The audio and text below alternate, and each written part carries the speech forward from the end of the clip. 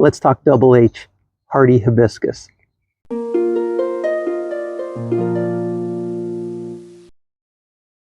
Hi, and welcome to the Garden Fix. I'm Rob, and I'm in Zone 6B, Western Pennsylvania. Today I am sitting in one of our newest gardens on the side of our property, and in it I have a couple plants that I want to talk about today. We're going to talk about hardy hibiscus.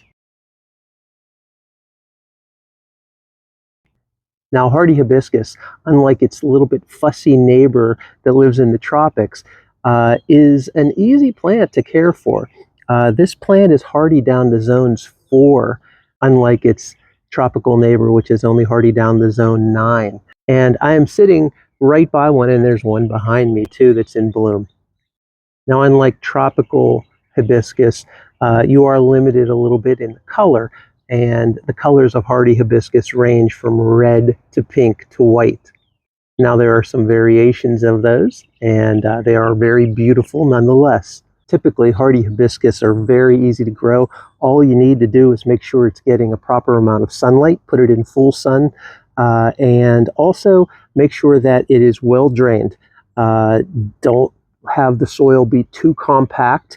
You don't want to have sandy soil either, so you want to keep it, make sure it gets an adequate amount of water, but it is well draining, and it will perform for you very well. Now, this is one of the last perennials to start flowering, so a lot of times you may think that it's dying or it died, but it does start to grow in late spring, and you start to see your flowers start to bloom in midsummer, and it'll keep flowering all the way to fall.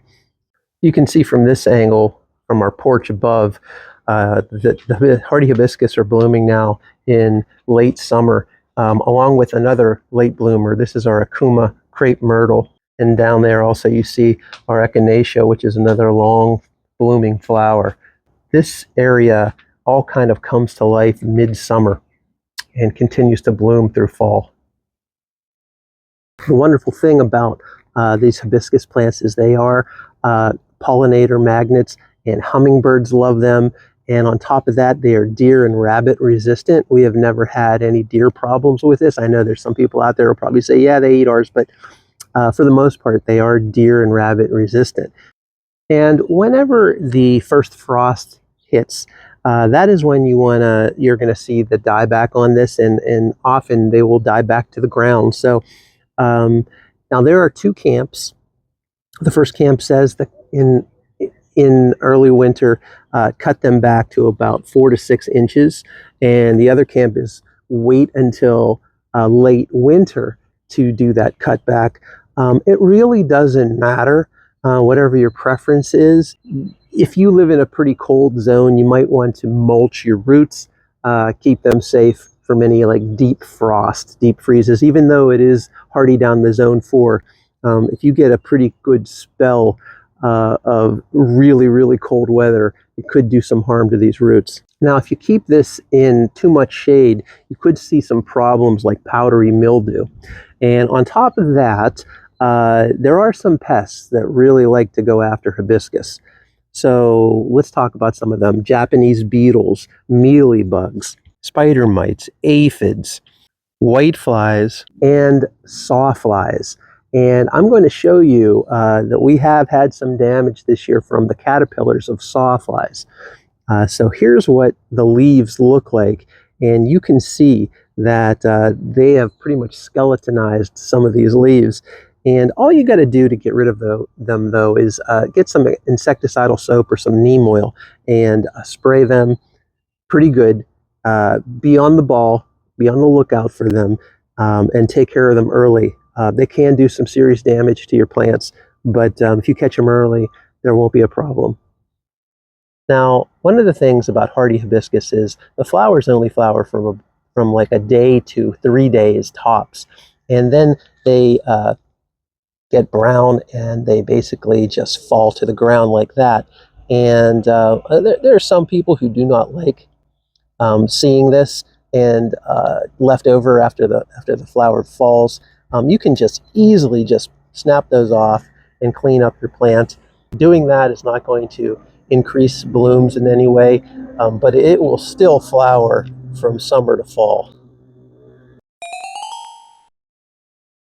So the first hardy hibiscus that I want to show you is the one that I was sitting right in front of. And this is from Proven Winners' Summerrific series. This one's called Edge of Night. This is hardy from zones 4 through 9. And it gets about 3 to 3.5 feet tall and 4 to 4.5 feet wide. This is our first year having it. It has not reached that width at all. It's probably only about 2.5 feet wide this year. It's our first year with it. I'm hoping that next year, once it's established, it gets a lot bigger.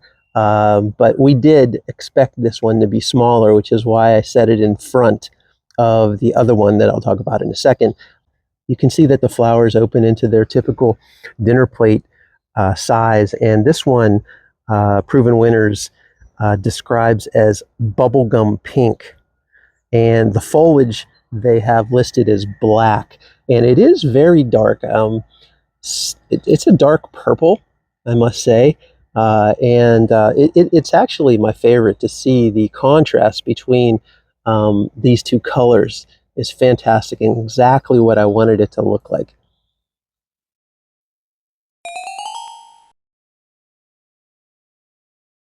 The second hardy hibiscus that I want to show you is also in the Summerrific series, and it's called Holy Grail. And this one has dark foliage as well. Not quite as dark as Edge of Night, but it is a bigger plant.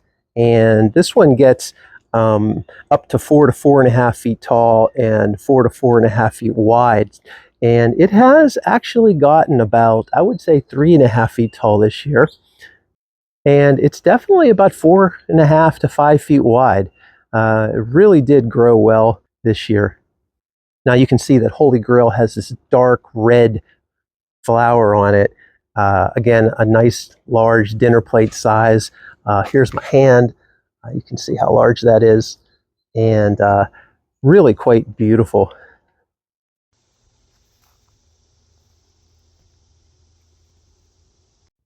All right, guys, before you go, make sure you subscribe. Make sure you like if you like this kind of content. And don't forget, the earth is a canvas. Go out and paint it.